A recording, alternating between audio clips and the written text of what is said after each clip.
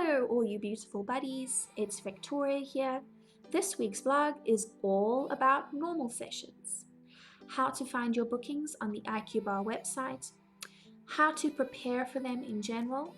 I'll also provide a few tips on how I like to personally prepare, how the format of a normal session runs, the general structure, a few tips on writing a great review for normal sessions specifically, and looking into Picaro and CGE and the differences between those. And then lastly, some useful tips on how to go about teaching normal sessions. So let's get into it. So firstly, how to find your IQ Bar normal sessions on the IQ Bar website. Let's have a look at a few tips before that. Make sure to check out the buddy discussion wall, as this will give you an example of well-taught lessons.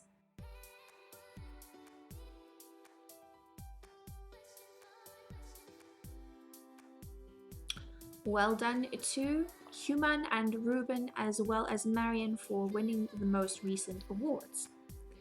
Have a look at these links provided for the lessons that they have taught, as they are great examples of well-taught lessons.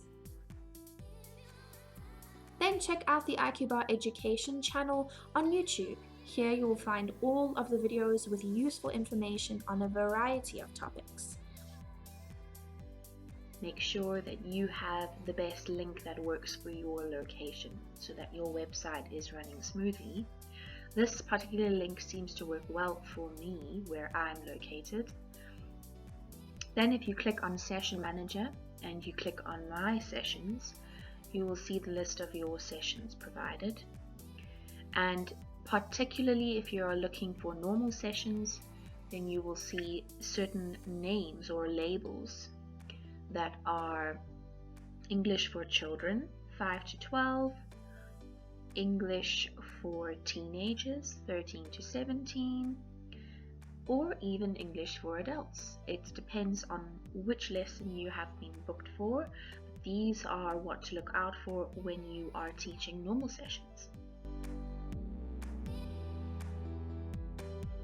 When preparing for your normal session, you need to allow enough time for any changes to your lesson to be made, for any additional information to be provided.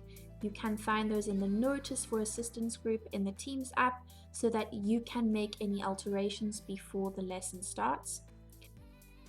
When preparing, take a look at the details of the course for each of your Breadies. Then entering your classroom is how you will get into the classroom in order to teach.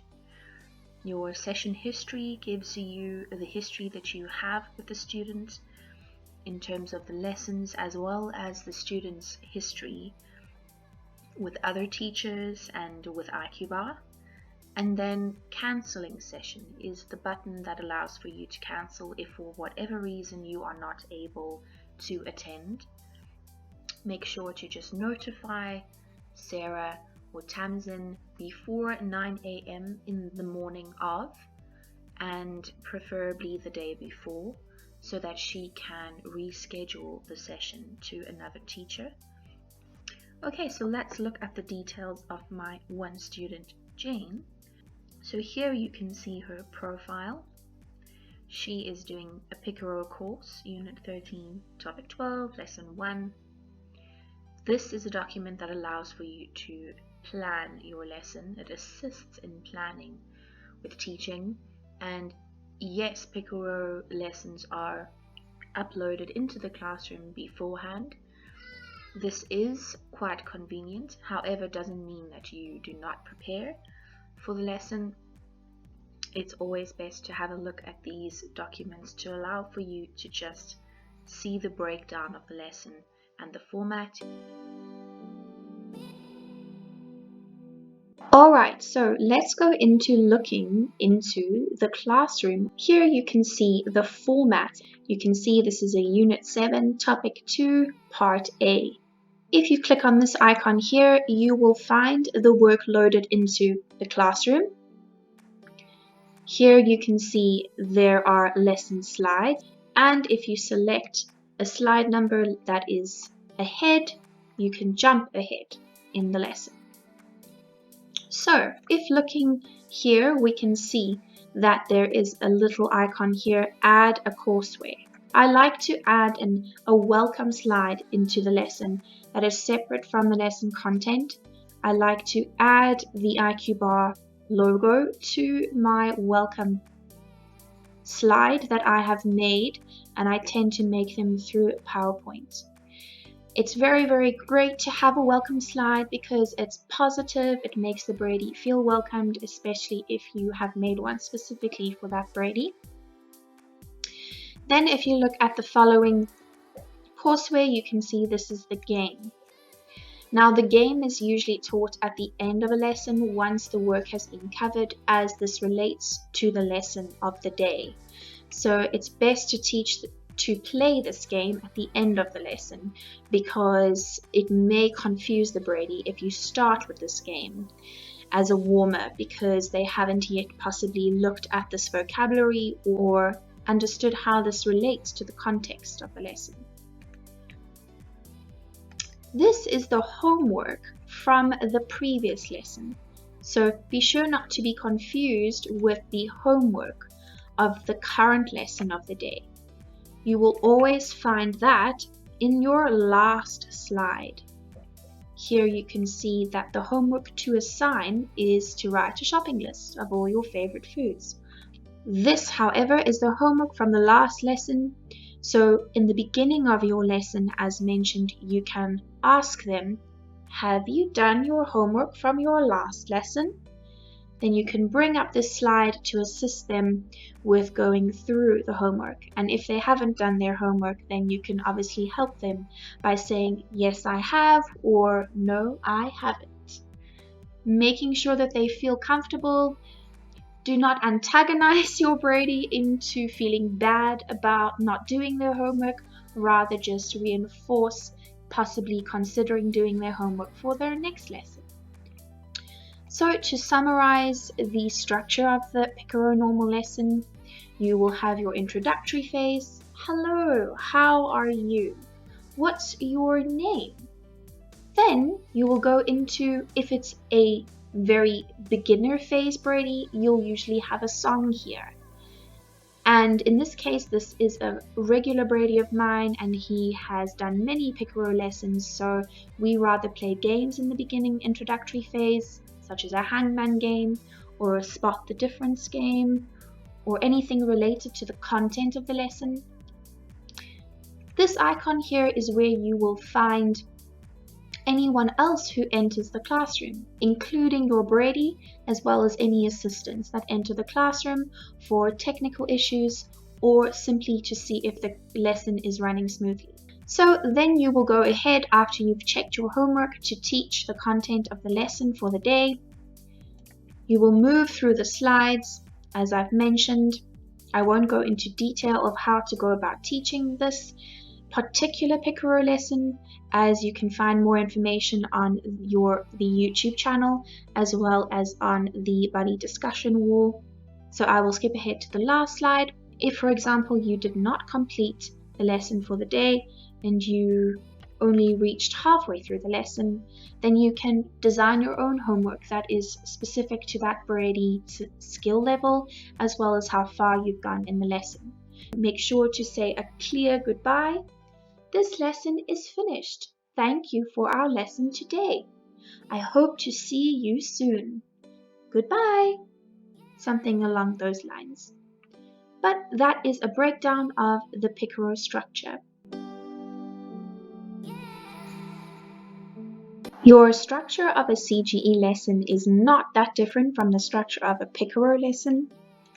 However, don't be alarmed that when you enter into the classroom, your work will not be loaded in, as you will need to upload the courseware yourself. As you can see, there is no work loaded into this classroom, as this is a lesson that I have for tomorrow, so I am going to begin to prepare for it. Yes, otherwise the format is the same. You will introduce yourself, you will have a warmer or a game specifically, or you will play an educational video or song for your student. You will then go into the checking of homework. You will then teach the content of the day. Finally, you will then assign new homework, and in the end, you will say goodbye. So that is the structure for a CGE lesson. Quite straightforward. Just some tips when it comes to your CGE lessons: make sure to have the correct work or material loaded into your classroom. Make sure it's the correct unit, as well as checking the Breadies session manager information to know what page they had last been taught, so that you can continue the lesson onward from that slide. Make sure that the song or introduction game that you have planned is related to the content to help extend on the work of the day. And then also preferably have the work uploaded into the classroom at the latest the morning of the lesson. How do we write a really great review?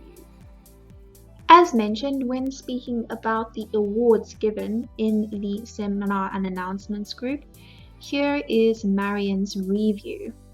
Her excellent format of her reviews is a great example of how to go about writing an ideal review.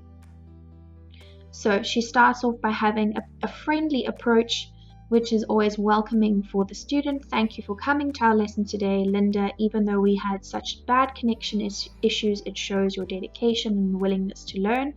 So that is a positive turn on technical issues that occurred within the lesson, and she is complimenting our Brady, Linda. Then she goes into describing Linda's strengths within the lesson. She was able to match all the correct sports to the correct characters, so this is a breakdown of the things that she was able to do during the lesson. And then in the areas for development, we looked at the targets. So this is a great way to frame your area for development in a positive light as goals to achieve in the following lesson. So speaking in certain tenses, practice saying things in the past tense, what did you do yesterday, etc. And then pronunciation, practice saying the following words. So the vocabulary list essentially for the next lesson. Then thank you for all your efforts today. It was lovely to see you again, and I hope to see you soon. So this is a fantastic review. It gives in all the information that she needs for the following lesson. For any teacher who reads this review, they can look at areas for development in order to work on them when revising in the next lesson. So that's always great. I like to use these vocabulary words if I choose to do, say, a hangman game with my student. This is a fantastic review. Please take a look at it again if you would like to see it. It is in the seminar and announcements group as one of the latest awards given. And finally, some useful tips to remember. Be sure to take a look at the IQ Bar OneDrive. If you're unsure how to find it, here is the link. There are various printable flashcards and activities organized into various different units for teaching normal lessons. You will also find the audio scripts and any additional pictures you could use for extending on your lesson. As mentioned, also take a look at the IQ Bar YouTube channel for more information, as well as watching out in the Teams app for any awards given to buddies for teaching a fantastic lesson or writing an excellent review. And lastly, be sure to follow the buddy discussion wall link on the IQ Bar website for any other useful tips and tricks. Thanks so much for watching. I hope this has helped you when learning all about teaching normal sessions. Best of luck if you are a new buddy at IQ Bar, and see you again next week for another vlog. Bye!